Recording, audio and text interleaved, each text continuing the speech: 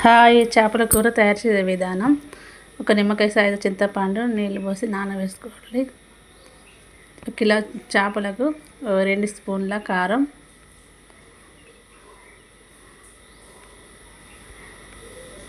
కొంచెం పసుపు, చెంచాడు అల్లం,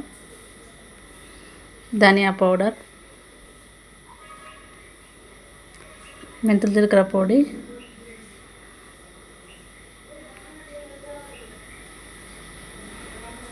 కొంచెం పచ్చి ధనియాల పొడి వేసి ముక్కలకు బాగా పట్టించాలి. 1 స్పూను ఉప్పు, ముక్కలు పెట్టి 3 స్పూన్ల ఆయిల్ పోయాలి.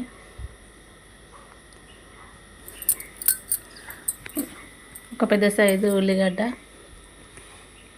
4 పచ్చిమిరపకాయలు మంచిగా వేగిన తర్వాత చేపల ముక్కలు వేయాలి. అది కొంచెం రివర్స్ తింపాలి.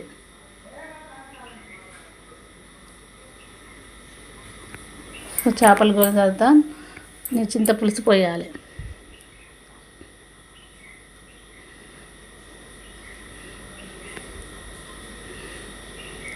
మూత పెట్టి ఒక 10 నిమిషాలు ఉడికిస్తే చేపల కూర తీసి ఒకసారి అటు ఇటు తింపాలి.